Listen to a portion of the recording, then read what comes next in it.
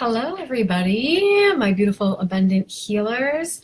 I am so excited to be hopping in here and chatting with you today. We continue to count down to the end of our enrollment period, which is May 5th. So if you are interested in signing up for the program, you want to do that sooner than later because we only have a limited number of spots available left. And for today, I just kind of wanted to address a really great question that was posted on the feed recently. And so I'm just going to read that to you now. I have a question, even though I probably can guess your answer. What are your thoughts on sharing your big idea while it's in progress? And so she then cites two schools of thought on that. One is to tell people, because as you tell people, you start to believe in it yourself. So if someone says, hey, what's your next step? You say, hey, I'm going to do X, Y, Z, and that helps generate momentum. But then there's another school of thought where you should keep it to yourself until it's ready to reveal. So if you tell lots of people, they can kind of add in their own opinion, and maybe that adds to or detracts from whatever your idea may be. I feel sometimes torn between two worlds. I don't want people to say, oh, isn't that nice, but what are you really going to do in the meantime? And then sort of stimulate the scarcity attitudes, right? And I felt like that was really a great question, and probably a big question that comes up for anyone that's considering taking this course, right? So there's really, to my mind, it kind of boils down to two things. And it's number one, read the room, right? And then number two, a little compartmentalization and discernment is really going to serve you here, okay? So the first thing is that typically, we do have a sense of who is going to support our ideas and who's really going to argue with them. And so it doesn't mean that these skeptics aren't eventually going to be warmed up and persuaded to seeing things your way later, but usually in the beginning stages, it's a hill that's just too high for them to climb. That's why you're making the jump, not them.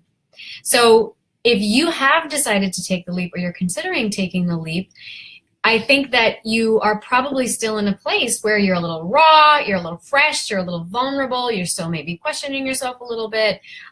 Maybe you're seeking validation from those individuals who probably gave you the very limiting beliefs that have held you back this far and that you may be trying to shake off.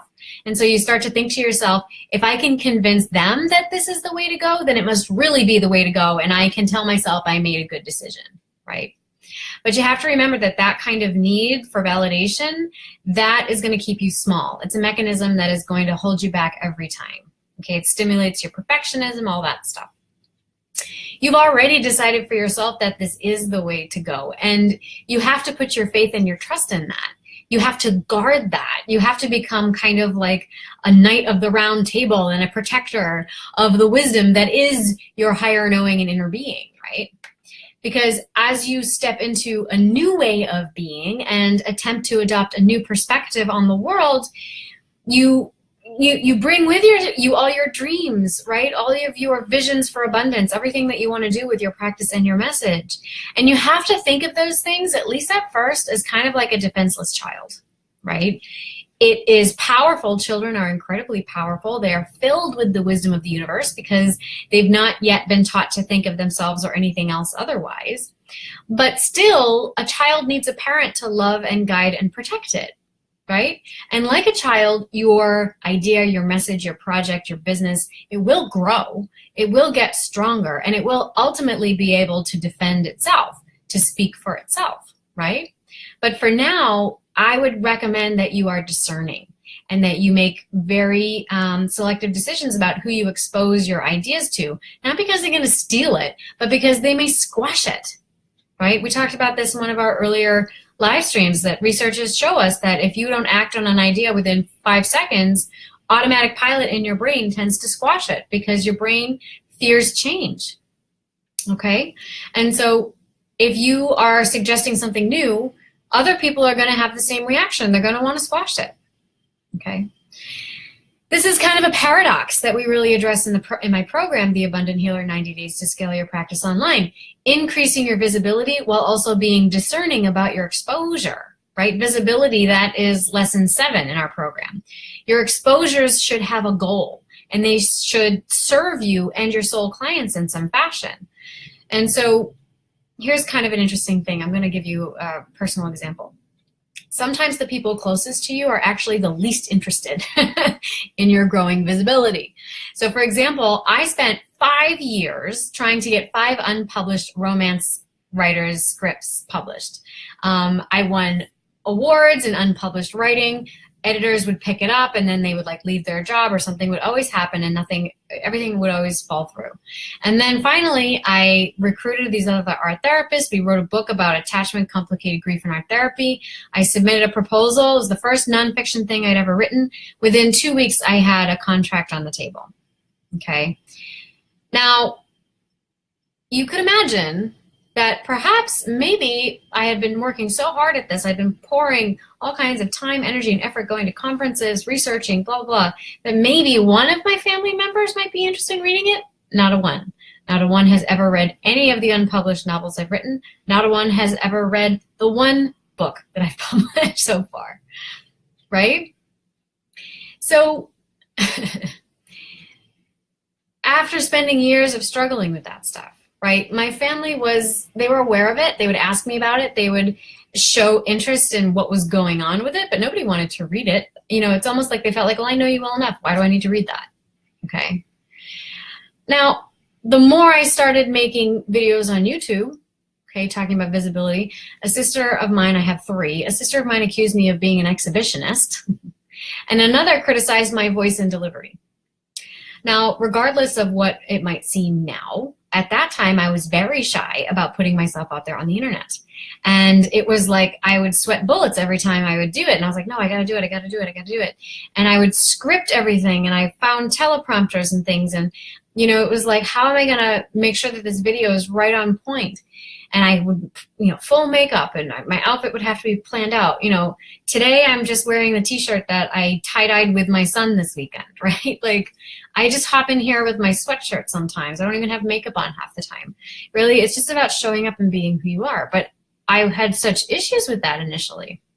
And my early videos were not clear. They were not easeful. At the time, even though I was creating them, I was looking for some kind of positive reinforcement to like, be like, yes, I can do this. And I did not find it. I did not find it. The narrative that I felt my sisters had assigned to it was that I was desperate for attention. And this was something that they were either ashamed of or rejecting in themselves, of course. But that was the narrative, like, stop being so desperate for attention. You're so desperate. You're so needy. And so you better believe I stopped going to them for feedback.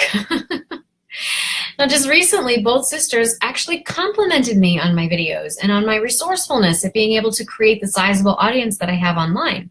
At a party, a friend told me that my sister had been bragging about my success to them. And so that made me feel really good. It did. It made me feel really good. But I had learned the lesson that my actions do not depend upon anyone else's opinion but my own. And I feel like I'm going to be, and if I feel like I'm going to be vulnerable in that, you know, if you feel like you're in a place where you're not on steady footing and you're just taking your first steps, and, you know, it would be that you're looking for someone else to validate this decision for you, look into the private mastermind group that we already have set up, because it's already filled with people who have taken that leap, okay? If you look around you and you look for validation from people who haven't taken this leap and they're too afraid to take it, they're going to try and talk you out of it, okay? That's just the way it is. Right? So if you feel like you are vulnerable to someone else's opinion, do not ask it. That's what I do. And I promise you, the more you do it, the more visible you allow yourself to be, the less their opinion is going to impact you, and the more you can ask for it. Okay? All right. So the second one is discernment, and compartmentalization is your friend. Now, to really pull this off, you have to realize that discernment and a bit of compartmentalization is going to help you, okay? So I believe that you cannot necessarily carve up your life because your energy is all in one bucket. I say that all the time. However, there is a measure of filtering that is necessary to be able to get past your own blocks, okay, at least at first. And I've used this analogy before, but it works for me. I'll get to it in a minute. So for people that get caught up in, like, let's say, I call it the automatic no, kind of runs through your head, like you just automatically say no to things. I do this all the time. It just in little things too. I went to lunch with the people in my supervision group, and This guy, Doug, who's in the group, always gets iced tea with a lemon, and he puts 2 sweetened lows in it. And this iced tea is being pushed past me, and he's grabbing it from the waiter, and he pauses, and it's right in front of me. He's like, hey, you want the lemon? And I said, no. Yes. And he's like, so you do want it? I have an automatic no. No, I'm not doing that. And then, like, although my yes comes a lot faster than it used to, but it's like, I just know that my brain automatically does that. And so I have to, like, be aware of the minute I hear the no come out of my mouth. I usually, like, I've trained myself to pause and be like, is that really a no? And as you can see, it's getting faster. I was like, no, yes, right away. So if we have an automatic no going through our mind, or you have a punishing level of perfectionism, and sometimes that leads to procrastination, right? You have to find a way to titrate that energy, because it is stagnant and it is caught in your head, okay? And so in our program, I have you go through a cleansing of the chakras, starting with the head and moving into the body, particularly in the 3rd week of our program. And many of the students find this to be really one of the most helpful and enlightening modules. So the process of manifestation is one of accessing the current of consciousness and kind of marrying it with the liberating current of the body. And so consciousness that is disconnected from your body falls into a trap of overanalysis, rational thinking, fantasy, and a need for external conditions to be just so before you can act, aka perfectionism, right? And so this is primarily because, for whatever reason, the body somehow became a danger zone.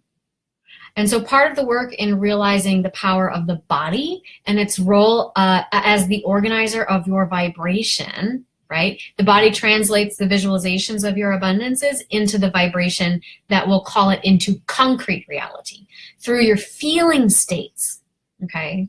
So if your feelings are subject to your thoughts, okay, a lot of people talk about how your thoughts direct your feelings. I'm sorry, it goes the other way too. Your body directs your feelings as well. Okay, so if you're someone who responds first and thinks later, okay, this is a little bit different. If you're someone who thinks first and then acts, this is really more up your alley, okay?